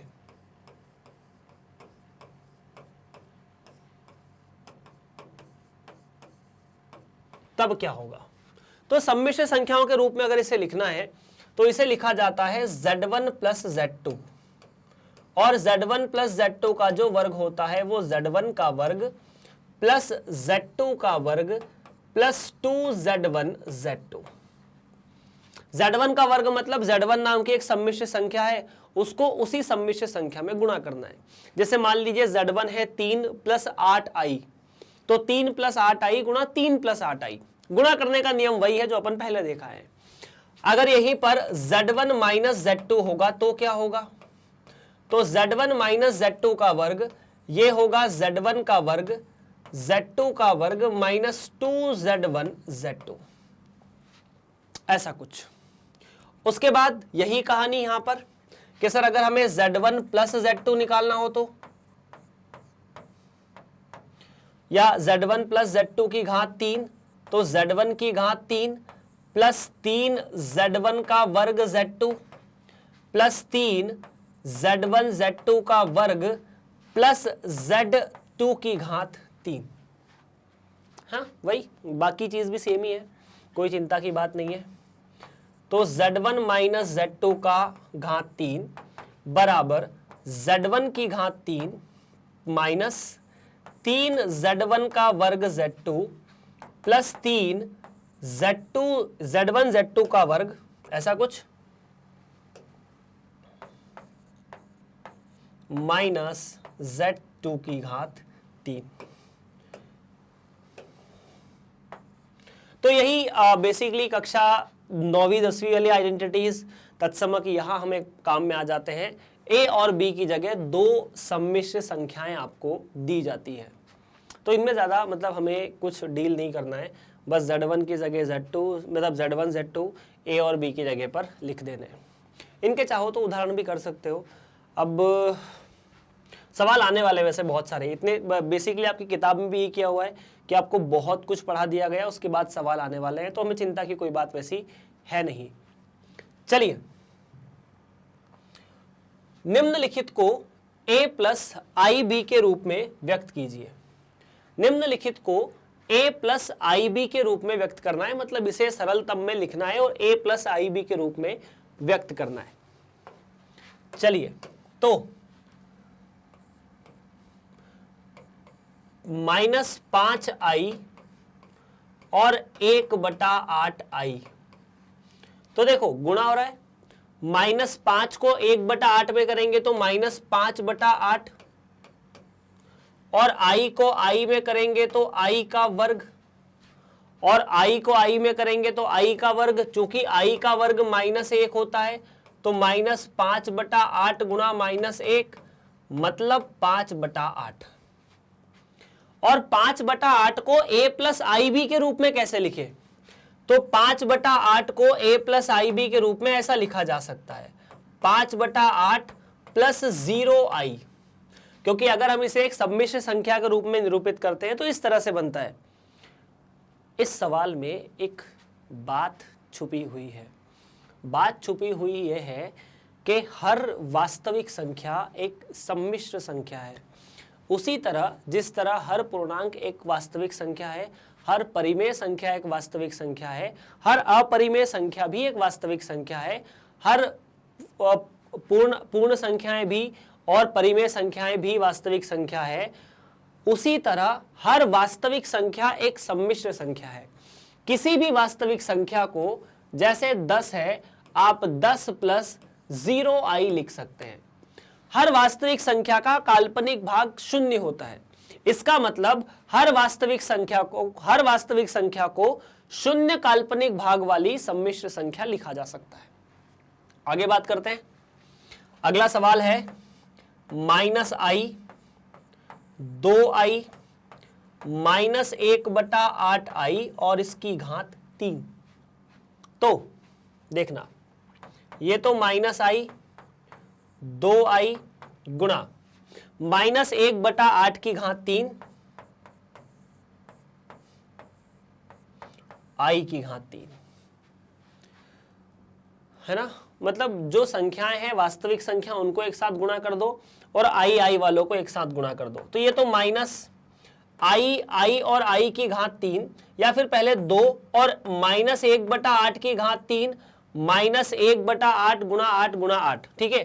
तो इसे ऐसे लिख सकते हैं 8 गुणा 8 गुणा 8 गुणा i की घात 3, 1i और 1i मिलाकर हो गए i की घात 5, ठीक।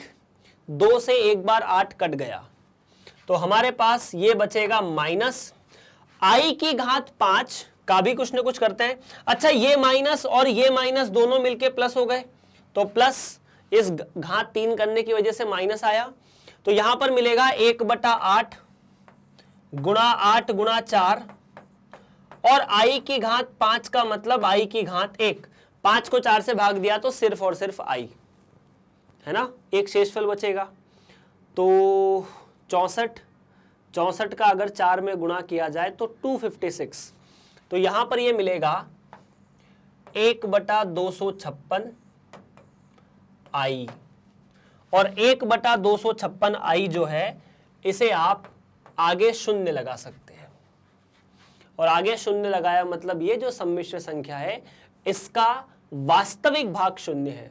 तो यदि किसी सम्मिश्र संख्या का वास्तविक भाग शून्य होता है तब हम कहते हैं कि सम्मिश्र संख्या में सिर्फ और सिर्फ काल्पनिक भाग है, और ऐसी सम्मिश्र संख्या को पूर्णतः काल्पनिक कहा जाता है।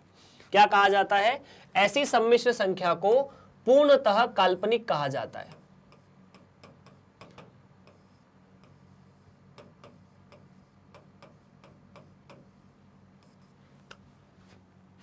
तो इसे क्या कहा जाएगा? पूर्णतः वास्तविक।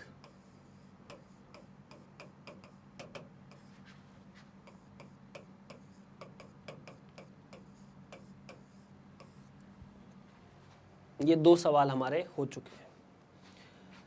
तो इन दोनों सवालों में 2 चीजें पता चलती है कि किसी भी वास्तविक संख्या को, पूर्णतः वास्तविक संख्या को आप सम्मिश्र संख्या कह सकते हैं जिसका वास्तविक भाग या जिसका काल्पनिक भाग शून्य है। दूसरा, अगर कोई सम्मिश्र संख्या पूर्णतः काल्पनिक है तो उसका वास्तविक भाग शून्य है। ये 2 शब्द भी आपको देखने को सवालों में मिलेंगे। ठीक है, 5 - 3i को a + ib के रूप में व्यक्त कीजिए। तो आपको लिखा है 5 - 3i की घात 3। हमने अभी थोड़ी देर पहले सूत्र पढ़ा था। सूत्र क्या पढ़ा था? z1 - z2 की घात 3, और वहां पर z1 और z2 2 सम्मिश्र संख्या थी। अगर आप इसे z1 और z2 की घात 3 की तरह इमेजिन करते हो, अगर आप मानते हो कि z1 - z2 की घात 3 का सूत्र जो मैं यहां लगा दूं, तो z1 की घात 3 माइनस 3 z1 का वर्ग z2 प्लस 3 z1 z2 का वर्ग माइनस z3 की घात 3। तो ये लगाने के लिए यहां 2 भिन्न सम्मिश्र संख्या होनी चाहिए। यहां तो सर एक ही सम्मिश्र संख्या है 5 - 3i, ये तो एक ही सम्मिश्र संख्या है ना, तो इसे आप 2 मान लो ना, आपको कौन मना कर रहा है? आप इसे 2 सम्मिश्र संख्या मान लो। कैसे? ऐसे माना z1 बराबर 5 और z2 बराबर 3i है, तब इसे ऐसे लिखा जा सकता है 5 - 3i की घात 3 बराबर z1 - z2 की घात 3। और सूत्र के हिसाब से ये क्या होता है? ये होता है z1 की घात 3 माइनस 3 z1 का वर्ग z2 प्लस 3 z1 z2 का वर्ग माइनस z2 की घात 3।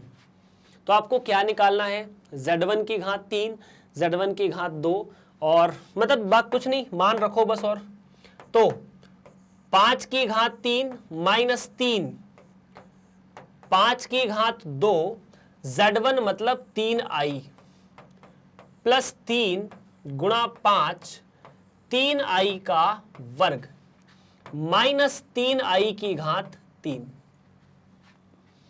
तो यार ये 5 की घात 3 तो 125 माइनस 5 का वर्ग 25, 25 तिया 75, 75 तिया 225, तो 225i,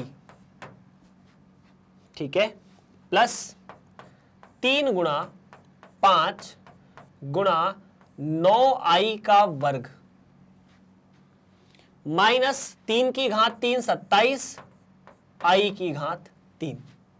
कैलकुलेशन है यहां पे काफी है, इतना ठीक है। तो देखो यार 125 माइनस ये 225 प्लस, आपको पता i का वर्ग -1 होता है ना, i का वर्ग -1 होता है, तो 15 नमा 135, तो ये क्या -135 हो जाएगा। देख लो 3 × 15, 15 × 135। और आपको ये भी पता है कि i की घात 3 का मतलब -i होता है, ठीक है। तो 125 - 135 का मतलब तो -10, और यहां पर i भी है ना, ये i यहां था, ठीक है। 225 प्लस 27i, तो ये कुल मिलाकर हुआ -10 प्लस, या प्लस नहीं माइनस, 225i में से 27i गए तो बचा -198i, और आपने इसे a प्लस आई बी के रूप में लिख दिया। क्या लिखा? -10 माइनस 198i। तो a का मान -10, b का मान -198। आप इसे चाहे तो फटाफट देख सकते हैं, नोट कर सकते हैं। चलिए आगे बढ़ते हैं। अगला सवाल है √3 प्लस √2, वो ऋणात्मक चिन्ह के साथ है, 2√3i। ठीक है यार, ये तो सरल सवाल है। मुझे लगता है मतलब कहीं भी कभी मुझे कॉन्फिडेंस होता है कि आप लोग कर लोगे, और आप पे पूरा कॉन्फिडेंस मुझे है। तो देखो यार, सबसे पहले यहाँ पर जिस लॉजिक में आपको थोड़ा सोचना पड़ेगा, कोई लॉजिक बड़ा है नहीं वो, कि ये जो माइनस का √2 है इसे अपन लिख सकते हैं -1 का रूट गुणा √2, और -1 का √2 तो i होता है, तो वास्तव में ये i√2 लिखा हुआ है सवाल में। तो सीधी सीधी बात ऐसी है कि ये जो लिखा है ना -√3 प्लस -√2 और 2√3 माइनस i, -√2 को आप i√2 लिख सकते हैं, और उसके बाद 2√3 माइनस i लिख सकते हैं। उसके बाद गुणा क्या करना होगा, इसको a प्लस बी के रूप में व्यक्त करने का सीधा सीधा मतलब है कि इसको इतना सिंपल कर दो कि सिर्फ एक वास्तविक भाग बचे और एक काल्पनिक भाग बचे, तो बस गुणा करते जाओ। -√3 को 2√3 में गुणा किया तो -√3 गुणा 2√3, फिर इसको -i में भी गुणा करना पड़ेगा, प्लस i√2 को 2√3 में गुणा करना पड़ेगा, और क्या, i√2 को गुणा करना पड़ेगा -i में। Check if you can. √3 का √3 में गुणा 3 दूनी 6, तो -6, माइनस माइनस प्लस √3i, तो प्लस √3i, ठीक है। 2√3 मिला के √6, साथ में 2, साथ में i, तो मैं लिख सकता हूं i√6, साथ में 2 भी है तो 2 को पहले लिख दो यार, i√2 ऐसा कुछ 2√6, और i और i का जो गुणा है वो हो जाता है -1। -1 के साथ में माइनस चिन्ह पहले से उसका स्वागत करने के लिए बैठा है, तो वो उसको खत्म कर देगा कि तुम हमको खत्म करोगे, हम तुमको खत्म करेंगे। तो -i के साथ मिलकर 1 हो चुका है ये माइनस चिन्ह की वजह से, तो सिर्फ ये बचता है √2। अब कुछ चीजें ऐसी होती है जिनको आप जोड़ नहीं सकते, जैसे -6 और √2, तो इनका हम कुछ नहीं कर सकते, तो इसे लिख देंगे √2 - 6, और यहां से i को बाहर निकाल दो, तो 2√6 प्लस 3 लिख सकते हो या √3 लिख सकते हो। चाहो तो यहां से √3 बाहर निकल जाएगा, लेकिन इतना भी ठीक है, a प्लस ib के रूप में इतना ही व्यक्त हो सकता था, इससे ज्यादा हम सरल नहीं कर सकते। a मतलब ये, b मतलब ये, i मतलब i तो लिखा हुआ है, ठीक है जी। अच्छा, परीक्षा में ना i को ऐसे मत लिखना, थोड़ा सा नोटेशन अलग है, मतलब इसे थोड़ा सा ऐसे कर्व करके लिख देना, घुमा के लिख देना, अच्छा लगेगा आपको भी, देखने वाले को भी और नंबर देने वाले को भी। चलिए आगे बढ़ा जाए और बात की जाए एक महत्वपूर्ण प्रॉपर्टी पर, सम्मिश्र संख्या का मापांक और संयुग्मी। अब मैं आपको कहीं और ले चलता हूं, किसी और दुनिया में। उस दुनिया का नाम था कार्तीय तल, मतलब कार्तीय तल तो यहां उसे नहीं कहेंगे, हम उसे आर्गंड तल यहां कहेंगे, लेकिन फिर भी जब आप ऐसा लिखते हैं ना जैसे मान लीजिए a प्लस आई बी नाम की एक सम्मिश्र संख्या है, तो ये जो अक्ष है इसे वास्तविक अक्ष कहा जाता है। x अक्ष को यहां क्या कहा जाएगा? वास्तविक अक्ष। और y अक्ष का नाम दिया जाएगा काल्पनिक अक्ष।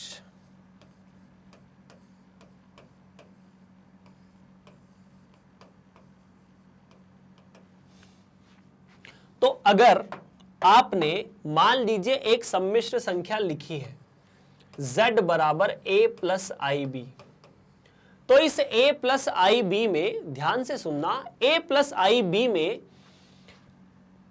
a जो इकाई है वो वास्तविक संख्या है, मतलब कहीं ना कहीं ये वास्तविक अक्ष पर बैठी होगी। और आई बी काल्पनिक अक्ष की वजह से आई नहीं सिर्फ b, तो ये काल्पनिक अक्ष पर कहीं ना कहीं 0, b पर बैठा होगा। और इन दोनों के मिलन से बना a प्लस आई बी।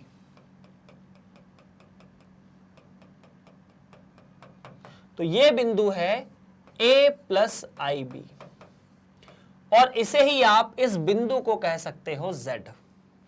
ये तो निरूपण है, लेकिन यहां एक शब्द है मापांक। मापांक का मतलब क्या? तो जैसे आपने कहा कि अगर ये बिंदु मूल बिंदु है, तो मापांक का मतलब है इस z का मूल बिंदु से दूरी। अगर मैं मापांक के बारे में बात करता हूं तो मापांक किसका? z का। ठीक, z के मापांक का मतलब है ये o से z की दूरी। कितनी? o से z की दूरी। और o से z की दूरी को आप पाइथागोरस प्रमेय से निकाल सकते हैं। सर क्या ये दूरी और ये दूरी आपको पता है? पता है। तो क्या इस त्रिभुज में ये कर्ण है, ये आधार और ये लंब है? बिल्कुल है। आपको चाहिए कर्ण जो कि OZ है, तो आप इसे ऐसे निकाल सकते हैं a का वर्ग प्लस b का वर्ग। यहां i का वर्ग लिखने की आवश्यकता नहीं है। यही किसी सम्मिश्र संख्या का मापांक होता है, और मापांक को इस तरह से डिनोट किया जाता है दो डंडे खींचने के बाद। तो किसी भी सम्मिश्र संख्या z का मापांक इस तरह से निरूपित किया जाता है, और इसको निकालने का तरीका ऐसा है। जो वास्तविक और काल्पनिक भाग है उनका वर्ग करके वर्गमूल ले लीजिए, आपको मापांक के बारे में पता चल जाएगा। क्या इतनी बात आपको समझ में आई? तो उदाहरण ले लेते एक दो। जैसे आपसे बोला जाए कि यदि z बराबर -1 प्लस 2i है, तो मापांक z का मतलब कितना होगा? तो मापांक z का सीधा सीधा मतलब है आप -1 का वर्ग कर दीजिए और 2 का वर्ग कर दीजिए, आपको मिलेगा -5। एक छोटा सा सवाल मेरा आप लोगों से है, क्या दो सम्मिश्र संख्याओं का मापांक समान हो सकता है? हो सकता है। ऐसे बहुत सी सम्मिश्र संख्याएं हो सकती है जिनका मापांक समान हो, मतलब जिनकी मूल बिंदु से दूरी समान हो। जैसे अगर ये इतनी दूरी है, तो ऐसी बहुत सी सम्मिश्र संख्याएं हो सकती है जिनकी मूल बिंदु से जो दूरी है वो समान है। और ये सारी की सारी सम्मिश्र संख्याएं एक वृत्त पर स्थित होगी। खैर ये बात अपन धीरे धीरे आगे करेंगे। क्या ये बात ठीक है? तो ऐसी बहुत सी सम्मिश्र संख्याएं हो सकती है मापांक के बारे में। चलिए, ये कहानी हुई मापांक की। कुछ छोटे छोटे नियम है। नियम ऐसा है कि अगर आपको दो सम्मिश्र संख्या z1 गुणा z2 दी जाए और आपको बोला जाए कि इन दोनों का मापांक निकालिए, तो आप कहोगे ठीक है, मैं z1 का मापांक निकाल लूं और z2 का मापांक निकाल लूं, दोनों का गुणा कर दूं। अब इस प्रॉपर्टी का मतलब यह है कि आपको अगर दो सम्मिश्र संख्या दी जाए तो पहले बोले जाए कि उनका गुणा करो, गुणा करने के बाद मापांक निकालो। तो गुणा करना वास्तव में अपने आप में एक सिरदर्द है, तो बढ़िया उनका मापांक निकाल के गुणा कर दो। मापांक निकालना बड़ा आसान है। उसी तरह अगर दो सम्मिश्र संख्याओं का भाग दिया जाए और फिर मापांक निकालने का बोला जाए तो पहले मापांक निकालकर भाग दे दो, ये ज्यादा सरल पड़ेगा। चलिए जैसे अपन छोटे छोटे दो उदाहरण ले लेते हैं। Z1 बराबर 2 प्लस आई और Z2 बराबर 3 प्लस 4i। ठीक है, तो आपसे बोला जाए कि Z1 गुणा Z2 निकालकर उसका मापांक निकालिए, तो आप कहोगे नहीं, हम क्या करेंगे, हम Z1 का मापांक निकाल लेंगे और Z2 का मापांक निकाल लेंगे और गुणा कर देंगे, क्योंकि Z1 का मापांक निकालना हमें बड़ा सरल लग रहा है। क्यों? 2 का वर्ग कर दो और 1 का वर्ग कर दो, आई के आगे सिर्फ 1 लिखा है, तो ये तो √5 है। उसी के बाद Z2 का मापांक निकाल लो, तो Z2 का मापांक निकालने का मतलब ये है कि 3 का वर्ग कर दो, 4 का वर्ग कर दो, और ये 5 होता है ना। तो भाई साहब ये हुआ √5 गुणा 5, मतलब 5√5। अगर आपसे बोले कि Z1 बटा Z2 का मापांक कितना, तो Z1 का मापांक √5, Z2 का मापांक 5, तो 1 बटा √5। इस तरह से आप मापांक निकाल सकते हो। मतलब बहुत सारी चीजें और भी है, पर अच्छा ये चीज ऐसा मत समझ लेना कि सर क्या अगर मैं ऐसा बोल दूं कि Z1 प्लस Z2 का मापांक, क्या Z1 प्लस Z1 का मापांक प्लस Z2 का मापांक होगा, तो ऐसा नहीं होगा, है ना। दो सम्मिश्र संख्याओं के योग में ये चीज नहीं लग सकती है। ठीक, बात क्लियर है।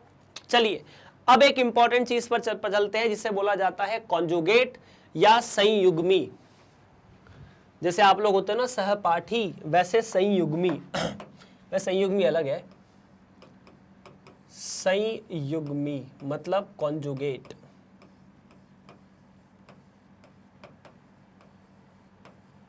क्या होता है वो देखो, संयुग्मी और कॉन्जुगेट का मतलब क्या है। आपने देखा कि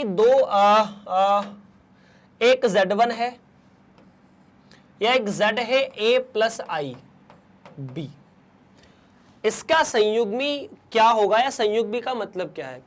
तो संयुग्मी का मतलब सीधा सीधा है कि किसी भी सम्मिश्र संख्या का जो काल्पनिक भाग है, उस काल्पनिक भाग को उस काल्पनिक भाग के ऋणात्मक से अगर रिप्लेस कर दिया जाए तो संयुग्मी बन जाता है उस सम्मिश्र संख्या का। ठीक है, तो Z का संयुग्मी अगर आपको निकालना है, और इसकी जरूरत कहां पड़ती है ये आपको धीरे धीरे पता चलेगा। अगर आपको Z का संयुग्मी निकालना है तो Z का संयुग्मी इस तरह से रिप्रेजेंट किया जाता है, Z के ऊपर एक लाइन, और इसे निकालने का तरीका है कि Z बार बराबर A माइनस IB, मतलब A में से IB को घटा दो, बस यहां प्लस की जगह माइनस लगा दो, और कुछ नहीं। अब ये देखो क्या है, जैसे Z1 बराबर 4 प्लस 5i, तो Z1 बार मतलब इसका कॉन्जुगेट 4 माइनस 5i। सही है। अगर Z2 बराबर 3 प्लस 2i, तो Z2 बार बराबर 3 माइनस 2i। अगर Z3 एक ऐसा सम्मिश्र संख्या है जो कि है 2 प्लस या माइनस 2 माइनस आई, तो Z3 का संयुग्मी क्या होगा, आई वाले का चिन्ह बदलना है बस। ठीक है, एक छोटा सा काम और करते हैं, अगर मजा आ रहा है तो आप इसका संयुग्मी और निकालो। ये जो Z1 का संयुग्मी निकाला ना, इसका फिर से संयुग्मी निकालो। तो अगर फिर से संयुग्मी निकालेंगे तो 4 माइनस 5 की जगह 4 प्लस 5 आ जाएगा। क्या उसी तरह आप Z2 के संयुग्मी का संयुग्मी निकाल सकते हो, जहां -2 है वहां +2 आ जाएगा। मतलब Z1 के संयुग्मी का संयुग्मी Z1 के बराबर, Z2 के संयुग्मी का संयुग्मी Z2 के बराबर। तो क्या मैं यहां पर एक नोट करके लिख सकता हूं कि अगर मैंने एक Z निकाला, उसका संयुग्मी निकाला और संयुग्मी का फिर से संयुग्मी निकाला तो Z आया। संयुग्मी का संयुग्मी z आ जाता है, मतलब वही सम्मिश्र संख्या घूम फिर के आपके सामने आ जाएगी। ठीक है सर जी, ठीक है। अब अपन कुछ अजीब सा केस करने जा रहे हैं। आपको यहां पर एक नई चीज के बारे में भी पता चलेगा। देखो, जैसे मान लीजिए ये z है और आपको इस z के साथ, जैसे z बराबर a प्लस आई बी है, और आप इस z के साथ इसके संयुग्मी को भी लिख देते हैं, और आपने z के साथ z के संयुग्मी को गुणा कर दिया। एक नया सूत्र है जो आपको बताया जा रहा है। तो a प्लस आई बी का गुणा a माइनस आई बी में, a प्लस आई बी का गुणा a माइनस आई बी में, और ये z1 में z या z में z के संयुग्मी का गुणा है। तो a plus i b, a minus i b, ये a का वर्ग माइनस आई बी का वर्ग हो जाएगा। सूत्र होता ना a plus b, a minus b, तो a का वर्ग माइनस b का वर्ग। यहां b की जगह आई बी है तो आई बी का वर्ग। तो z डॉट z बार, इसे z बार बोला जाता है अंग्रेजी में, a का वर्ग माइनस i का वर्ग b का वर्ग। z dot z bar, a का वर्ग, i का वर्ग तो माइनस 1 है, और b का वर्ग माइनस 1 का मतलब माइनस 1 का माइनस के साथ गुणा होकर 1 हो जाएगा। तो z का z बार में गुणा a का वर्ग b का वर्ग। अब यार a का वर्ग b का वर्ग हमारे पास यहां z डॉट z बार आया, सूत्र करके लिख सकते हैं इसको, लेकिन हम कहीं और चलने की कोशिश करेंगे। मैं आपको z के मापांक को याद दिलाता हूं। z का मापांक क्या था? वर्गमूल के अंदर a का वर्ग प्लस b का वर्ग। तो अगर मैं z के मापांक का वर्ग करता हूं तो a का वर्ग प्लस b का वर्ग मुझे मिलता है। मतलब अगर किसी सम्मिश्र संख्या में उसके संयुग्मी का गुणा किया जाए तो हमें z के मापांक का वर्ग मिलता है। और एक बात बताऊं, z का मापांक पूर्णतः एक वास्तविक संख्या होती है। मापांक क्या होता है? a का वर्ग प्लस b का वर्ग का वर्गमूल, ये एक वास्तविक संख्या है। एक नया सूत्र, एक नया सूत्र जो आपको यहां जरूरत, मतलब जिसकी जरूरत आपको यहां पर होने वाली है। चलिए, आई होप ये आप लिख चुके हैं, मतलब आप समझ चुके हैं क्या है क्या नहीं है। ये बहुत ज्यादा काम देगा। z का z के संयुग्मी में गुणा z का मापांक का वर्ग होता है। और भी इसमें एक चीज और आ सकती है कि z का गुणात्मक प्रतिलोम। अच्छा, गुणात्मक प्रतिलोम का मतलब क्या है? गुणात्मक प्रतिलोम का मतलब ऐसा है कि यदि किसी सम्मिश्र संख्या में या किसी भी संख्या में आप किसी संख्या का गुणा करें कि गुणा 1 आ जाए, जैसे 5 में 1/5, 10 में 1/10 का गुणा, 100 में 1/100 का गुणा, 70 में 1/70 का गुणा, तो z में आप किसका गुणा करेंगे कि गुणा 1 आ जाए? तो 1/z का, यही करेंगे ना? ठीक है। तो अगर किसी z में मैं 1/z का गुणा करता हूं तो 1 आ जाता है, पर हमें ये 1/z अलग तरीके से निकालना है। ये 1/z कैसे निकलेगा? जैसे मतलब ये ऐसे भी पूछा जा सकता है कि आपको अगर z दिया जाए, यदि z दिया जाए a प्लस आई बी, तो 1/z निकालिए। तो सर जैसे सम्मिश्र संख्या होती है तो 1/z तो a माइनस आई बी आ जाएगा या a प्लस आई बी आ जाएगा। और अब आप यहां पर एक चीज नोट कर सकते हैं कि यदि हर में कोई सम्मिश्र संख्या हो तो सवाल की जरूरत के हिसाब से हर को हटाना पड़ सकता है, मतलब हर में से सम्मिश्र संख्या को हटाना पड़ सकता है। उसी तरह जिस तरह से हर में से हम अभी तक अपरिमेय संख्याओं को हटाते थे, तो अगर हर में से सम्मिश्र संख्या को हटाना है तो यहां पर इसका परिमेयकरण करना कहना सही नहीं होगा। क्या करना होगा? अगर हर में से इसे हटाना है तो इसके संयुग्मी का गुणा कर दो। किसका गुणा कर दो? संयुग्मी का।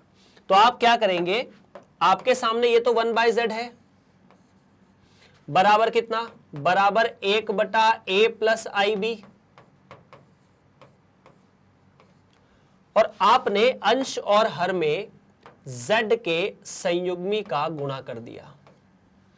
तो ऊपर 1 की जगह तो z बार हो गया, है ना। z बार का मतलब क्या है, इस z का बार लिखने का मतलब, z बार का मतलब a माइनस IB, तो यहां तो हो जाएगा a माइनस IB और यहां a माइनस IB। अब आपको पता है कि a प्लस IB का अगर a माइनस IB में गुणा किया जाए तो a का वर्ग प्लस b का वर्ग आता है। तो a माइनस IB a का वर्ग प्लस b का वर्ग, चाहो तो अलग अलग कर सकते हो, a बटा a का वर्ग प्लस b का वर्ग माइनस IB a का वर्ग प्लस b का वर्ग। अब मैं आपको इस पे एक छोटा सा उदाहरण दे देता हूं। उदाहरण है कि यदि z बराबर 7 प्लस 24i हो तो आपको 1/z निकालना है। चूंकि z एक सम्मिश्र संख्या है तो 1/z भी सम्मिश्र संख्या होगी। तो 1/z कैसे निकाला जाए, a है b है, कुछ नहीं करना, फॉर्मूला रट लो कि 1/z कुछ नहीं होता 7 माइनस 24i, प्लस की जगह क्या कर दो माइनस, और क्या करो 7 का वर्ग प्लस 24 का वर्ग। फॉर्मूला यही बोला जा रहा है, देख लो भले से, 7 का वर्ग प्लस 24 का वर्ग और 7 और 24 मिला के 25 होते हैं, तो ये 625 होना चाहिए, बस इतना सा है। बस चलिए तो आगे बढ़ा जाए। उम्मीद है आप लोगों ने ये चीज लिख ली होगी और आपके काम में भी आ जाएगी, वैसे बहुत जरूरी है ये। डन है। चलिए, चाहे तो नोट कर सकते हैं, आप संयुग्मी को अच्छे से पहचान लीजिए और गुणात्मक प्रतिलोम को भी पहचान लीजिए। चलो नोट कर लिया, आगे बढ़ते हैं फटाफट फटाफट अगले सवाल की तरफ, मतलब सवाल की तरफ। तो 2 माइनस 3i का गुणात्मक प्रतिलोम ज्ञात कीजिए। गुणात्मक प्रतिलोम ज्ञात करने का मतलब है अगर ये z है तो 1/z ज्ञात करना है, ठीक है। तो मैंने माना, पहले तो ये माना कि जो दिया है वो z है। जब तक हम नहीं मानेंगे परीक्षा में चेक करने वाले हमारी कहां से मानेंगे। माना z बराबर 2 माइनस 3i, ठीक है। तब z का गुणात्मक प्रतिलोम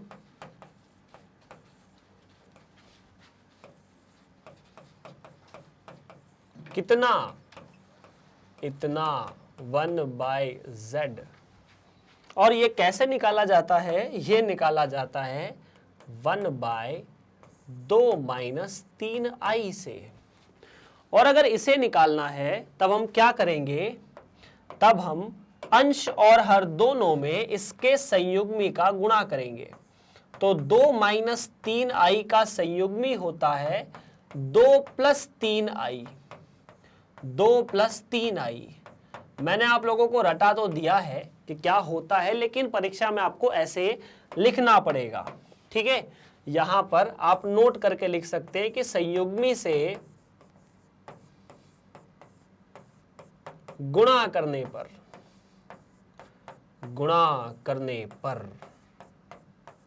वाह वाह, सही हो गया सवाल। तो संयुग्मी से गुणा करने पर ये क्या हो जाएगा सर, संयुग्मी से गुणा करने पर ये तो हो जाएगा 2 प्लस 3i, और क्या ये 2 का वर्ग प्लस 3 का वर्ग हो जाएगा। तो 2 प्लस 3i, 2 का वर्ग प्लस 3 का वर्ग, ये तो मिला 2 प्लस 3i और ये मिला 13।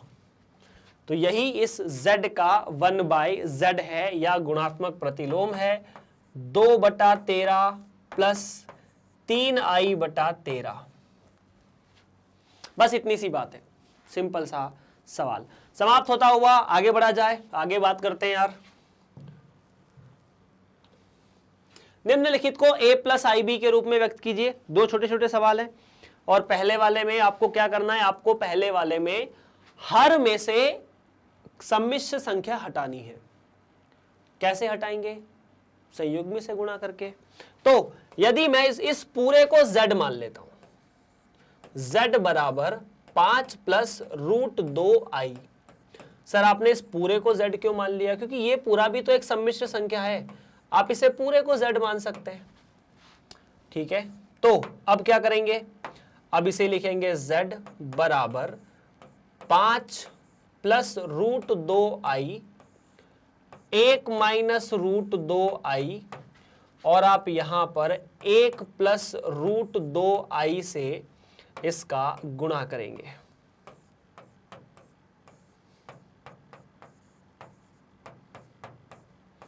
अंश और हर में, है ना?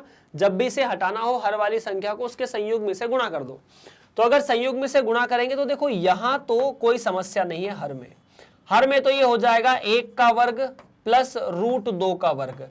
अब बहुत सारे लोगों को अभी तक ये बात थोड़ी सी खलेगी कि sir a plus b, a minus b में a का वर्ग माइनस b का वर्ग होता है, आप प्लस क्यों लगा रहे हैं? तो वो बात सही है कि माइनस होगा, लेकिन वो माइनस ये i और i का वर्ग माइनस 1 होता है, उस माइनस से ये माइनस 1 माइनस माइनस कैंसल होकर प्लस बन जाएंगे, इसीलिए यहां प्लस है। ठीक है सर जी, उम्मीद है आपको ये बात समझ में आ चुकी होगी।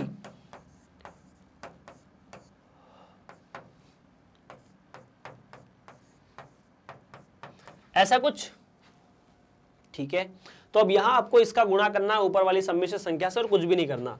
तो z बराबर, हमने दो सम्मिश्र संख्याओं का गुणा करना भी सीखा है। गुणा करने में क्या करना होता है? या तो आप 5 का 1 में, 5 का रूट 2 में, इन सब में गुणा करके देखो, मुझे कोई तकलीफ नहीं है।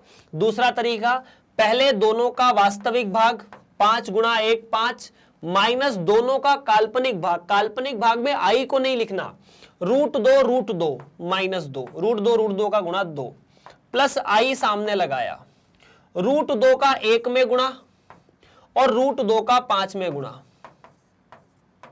और यहां पर 1 प्लस रूट 2 का वर्ग, तो ये मिला 1 प्लस 2। तो सवाल के हिसाब से z जो है वो ऐसा बना 5 माइनस 2 मतलब 3, और रूट 2 प्लस 5 रूट 2 मतलब 6 रूट 2, और ये i बटा 3। ठीक है सर, तो 3 से 3 कटा, ये बचा 1 प्लस 2 रूट 2। तो ये जो z है वो सीधा सीधा 1 प्लस 2 रूट 2 बचा, और यही हमारा जवाब था। i साथ में है ना, 1 प्लस 2 रूट 2i। ये पहला तरीका, मतलब पहला सवाल। दूसरा सवाल, i की घात माइनस 35। तो क्या करेंगे? i की घात माइनस 35 को क्या लिख सकते हैं? तो i की घात माइनस 35 को सबसे पहले हम लिखेंगे 35i की घात, या i की घात 35 और इस पूरे की घात माइनस 1।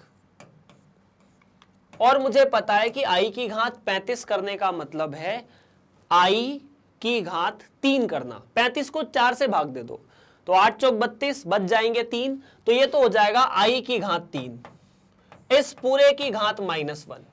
मतलब ये ऐसा हो जाएगा 1 बटा i की घात 3।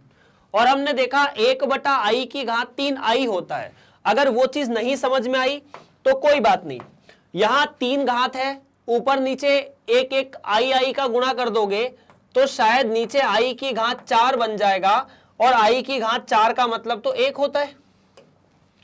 तो ये तो i बटा i की घात 4, तो ये तो सीधा सीधा i हुआ, क्योंकि i की घात 4 का मतलब 1 होता है। तो i की घात माइनस 35 का मतलब है 0 प्लस i गुणा 1, क्योंकि इसका वास्तविक भाग 0 है। सिर्फ और सिर्फ ये पूर्णतः एक काल्पनिक संख्या है। ऐसी संख्या कौन सी? पूर्णतः काल्पनिक संख्या। तो इस तरह से ये दोनों सवालों में आपने a प्लस आई बी के रूप में इन सवालों को व्यक्त कर दिया है। चलिए, तो अगर आप मैग्नेट ब्रेन्स के साथ लगातार बने हुए हैं और लगातार मैग्नेट ब्रेन्स के साथ अपनी पढ़ाई जारी रखते हैं, तो मैग्नेट ब्रेन्स के YouTube चैनल से आप इन सभी लेक्चर्स को देख सकते हैं। इसके अलावा मैग्नेट ब्रेन्स की ऑफिशियल वेबसाइट www.magnetbrains.com पर जाकर भी आप इन वीडियोस को देख सकते हैं। ऐसा इसलिए क्योंकि आपको वेबसाइट पर भी प्रॉपर फॉर्मेट में वीडियो मिल जाएंगे। आप कुछ नहीं कीजिए, आप सीधा मैग्नेट ब्रेन्स की वेबसाइट पे जाइए, यहाँ पर आप सीबीएसई हिंदी मीडियम पे क्लिक कीजिएगा, 11th क्लास पे क्लिक कीजिएगा, आपको यहाँ पर मेरा फोटो दिख जाएगा। ठीक है, मतलब जिसका पढ़ना, जो पढ़ना सभी फोटो दिख जाएंगे। आपने उन पे क्लिक किया, उसके बाद यहाँ पर आपको बहुत सारे चैप्टर्स मिलेंगे। किसी भी एक चैप्टर पे क्लिक कीजिए, जो चैप्टर आपको पढ़ना है। जैसे मान लीजिए आपको सम्मिश्र संख्या पढ़ना है, आपने क्लिक किया, सम्मिश्र संख्या के बहुत सारे वीडियो खुले, प्रश्नावली 5.1, 5.2, 5.3, और इतना करने के बाद किसी भी एक वीडियो पर क्लिक किया, वीडियो चलना शुरू हो जाएगा और यहाँ पर हम लोग पढ़ना शुरू कर देंगे। तो बस इतना सा है। और इसके अलावा आपको पता है कि 6ठी से लेके 12वीं तक आपकी जितनी भी ऑनलाइन पढ़ाई है, मैग्नेट ब्रेन्स आपको पूरी तरह से मुफ्त पढ़ाता है। तो इस चीज को आप ध्यान में रखिए, आपको यहाँ पर कोई भी किसी को पैसा देने की आवश्यकता नहीं है। बस आपको 3 काम करने हैं। इस वीडियो को लाइक कर लीजिए, दूसरा इस चैनल को सब्सक्राइब कर लीजिए, और तीसरा चैनल और वीडियो दोनों को अपने दोस्तों के साथ शेयर कर दीजिए, ताकि सबके तक सही समय पर अच्छा ज्ञान पहुंच सके। आप सभी से मिलते हैं अगली कक्षा में, तब तक आप बने रहिए मैग्नेट ब्रेन्स के साथ। आपका बहुत बहुत धन्यवाद।